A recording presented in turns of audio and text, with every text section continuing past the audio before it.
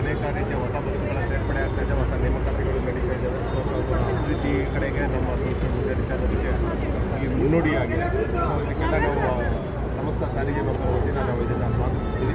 ಮತ್ತೊಂದು ಈಗ ಮುಷ್ಕರ ಅಂತ ಹೇಳ್ತಾರೋ ವಿಚಾರಕ್ಕೆ ನಮ್ಮ ಒಕ್ಕೂಟದ ವತಿಯಿಂದ ನಾವು ಈ ಮುಷ್ಕರವನ್ನು ನಾವು ಕರೆ ಕೊಟ್ಟಿಲ್ಲ. ಇದು ಕೊಟ್ಟಿರೋದು ಜಂಟಿ ಕ್ರಿಯಾ ಸಮಿತಿಯವರು ಕರೆ ಕೊಟ್ಟಿರೋದು.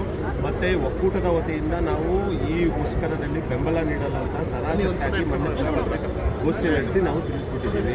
ಯಾಕಂದರೆ ಇದು ಪ್ರತಿ 4 ವರ್ಷಕ್ಕೊಮ್ಮೆ ಈ ಅವೈಜ್ಞಾನಿಕವಾಗಿ ನಡೆಯುವ ವೇತನ ಪರಿಷ್ಕರಣೆ ಅಂತ ಏನು ಇದಿದೆ ಅದನ್ನೇ ಮುಂದುವರ್ಸ್ಕೊಂಡು ಹೋಗೋದಕ್ಕೆ ಈ ಜಂಟಿ ಕ್ರಿಯಾ ಸಮಿತಿಯವರು ಕೊಡ್ತಾ ಇದ್ದಾರೆ. ಬಟ್ ನಾವು ಕೇಳ್ತಾ ಇರೋದು ಒಕ್ಕೂಟ ಮತ್ತು ಅಧಿಕಾರಿಗಳ ಸಂಘದವರು ಮತ್ತು ಇತರ ಸಂಘಟನೆಯವರೆಲ್ಲ ಕೇಳ್ತಾ ಇರೋದು ಸರ್ಕಾರ ಪ್ರಣಾಳಿಕೆ ಭರವಸೆ ನೀಡಿರುವ ಸರಿಸಮಾನ ವೇತನ ಕೊಡಿ ಅಂತ ಕೇಳ್ತಾ ಇದ್ದೀವಿ. ಸೊ ಅದಕ್ಕೆ ಸಂಬಂಧಪಟ್ಟಂಗೆ ಈಗಾಗಲೇ ನಮ್ಮ ಸಾರಿಗೆ ಸಚಿವರು ಮತ್ತು ಇತರ ಸರ್ಕಾರದ ಅಧಿಕಾರಿಗಳು ಎಲ್ಲನೂ ಒಂದು ಪಾಸಿಟಿವ್ ಸಕಾರಾತ್ಮಕವಾಗಿ ವಿಚಾರಗಳು ನಡೀತಾ ಇರಬೇಕಂದ್ರೆ ಈ ಮುಷ್ಕರ ಸಾರಿಗೆ ನೌಕರರಿಗೆ ಬೇಡವಾದದ್ದು. ಯಾಕಂದರೆ ಇದು ಮತ್ತೆ ಮುಷ್ಕರ ಅಂದರೆ ಮತ್ತೆ ಇನ್ನೊಂದು 4 ವರ್ಷಕ್ಕೆ ಮತ್ತೆ ನಾವು 2028ಗೆ ಇವ್ರದೇ ಸರ್ಕಾರದ ಮುಂದೆ ಮತ್ತೆ ನಾವು ಬೀದಿಗಿಳಿಬೇಕಾಗುತ್ತೆ. ಇದರಿಂದ ಕರೆ ಕೊಡುವ ನಾಯಕರು ಯಾರೂ ವಜಾ ವರ್ಗಾವಣೆ ಅಮಾನತಾಗಲ್ಲ. ಅಮಾಯಕ ನೌಕರರ ಮುಂದೆ ನಿಂತ್ಕೊಂಡು ಹೋರಾಟಕ್ಕೆ ನೌಕರರು, ಬಸ್ ನಿಲ್ಲಿಸುವಂಥ ನೌಕರರೇ ಮನೆಗಳು ಹಾಳಾಗೋದು, ವಜಾ ವರ್ಗಾವಣೆ ಅಮಾನತಾಗೋದು. ಸೊ ನಾನು ಒಬ್ಬ ನೌಕರನಾಗಿ ಚಿಂತನೆ ಮಾಡೋದೇನೆಂದರೆ 72 ನಿಗಮ ಮಂಡಳಿಯಲ್ಲಿ ಯಾವ ರೀತಿಯಲ್ಲಿ ಯಾರು ಮುಷ್ಕರಕ್ಕೆ ಹೋಗಿ ಅವರವರ ಮನೆಗಳನ್ನ ಹಾಳು ಮಾಡ್ಕೊಳ್ತೀರಾ, ವೇತನಗಳನ್ನ ನೆಮ್ಮದಿಯಾಗಿ ಜೀವನ ಮಾಡ್ತಾ ಇದ್ದಾರೆ ತಗೊಂಡು, ಅದೇ ರೀತಿಯಲ್ಲಿ ನಮಗೂ ಕೊಡಿ ಅಂತ ಕೇಳ್ತಾ ಇದ್ದೀವಿ. ಈಗ ನಿಮ್ಮ ಮತ್ತು ಜಂಟಿ ಕ್ರಿಯಾ ಸಮಿತಿ ಯಾರು ಅಧ್ಯಕ್ಷರು ಕರೆ ಕೊಟ್ಟಿದ್ದರು, ನಿಮ್ಮಿಬ್ಬರ ವೈಯಕ್ತಿಕ ಹಿತಾಸಕ್ತಿಯಿಂದ ಇಲ್ಲಿರುವ ನೌಕರರಿಗೆ ಗೊಂದಲ ಸೃಷ್ಟಿಯಾಗಿದೆ. ಅಂದರೆ ನಿಮ್ಮ ವೈಯಕ್ತಿಕ ಹಿತಾಸಕ್ತಿಯಿಂದ ಅವರ ಒಂದು ಹಿತನ ಬಲಿ ಕೊಡೋಕ್ಕೆ ಯಾವ ರೀತಿ ಇದು ನ್ಯಾಯನ ಅಂತ ಸರ್, ಇಲ್ಲಿ ವೈಯಕ್ತಿಕ ವಿಚಾರ ಅಂತ ಬಂದಾಗ ಇಲ್ಲಿ ಏನೋ ಚಂದ್ರು ಆಸ್ತಿನ ಪಾಪ ಜಂಟಿ ಕ್ರಿಯಾ ಸಮಿತಿಯವ್ರು ಕೇಳ್ತಾ ಇಲ್ಲ, ಜಂಟಿ ಕ್ರಿಯಾ ಸಮಿತಿಯವರ ಆಸ್ತಿನ ಮತ್ತೊಂದನ್ನ ನಾವು ಕೇಳ್ತಾ ಇಲ್ಲ. ಈಗ ಒಂದು ವಿಚಾರದಲ್ಲಿ ಅರ್ಥ ಮಾಡ್ಕೋಬೇಕು.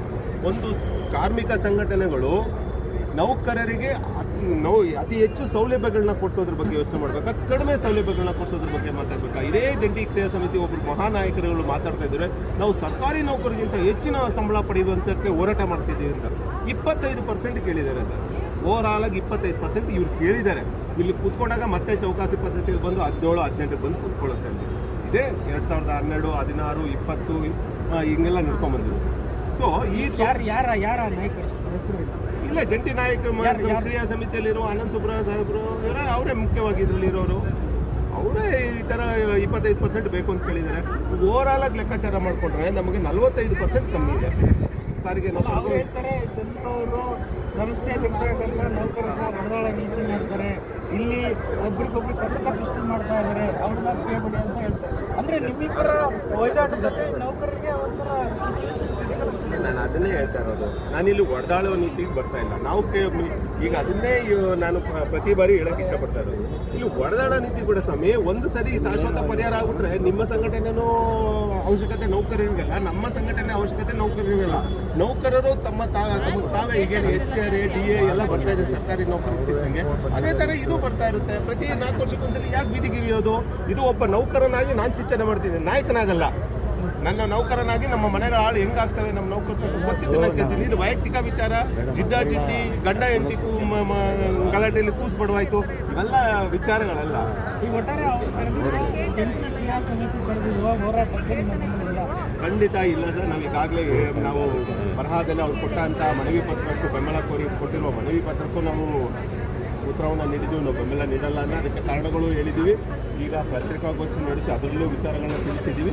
ಈಗ ಮತ್ತೊಮ್ಮೆ ನಿಮ್ಮ ವಾಹಿನಿ ಮುಖಾಂತರ ಹೇಳ್ತೀನಿ, ಯಾವುದೇ ಕಾರಣಕ್ಕೂ ನಾವು ಈ ಬಾರಿ ಮುಷ್ಕರಕ್ಕೆ ನಾವು ಈ ಅವೈಜ್ಞಾನಿಕ ವೇತನ ಪರಿಷ್ಕರಣೆ ಅಂತ ಮಾಡ್ತಾ ಇದ್ದಾರಲ್ಲ, ಈ ಒಂದು ಬೇಡಿಕೆಗೆ ನಮ್ಮ ಬೇಡಿಕೆಗೆ ತದ್ವಿರುದ್ಧ ಇರೋದಕ್ಕೆ ನಾವು ಬೆಂಬಲ ಕೊಡಲ್ಲ ಸರ್.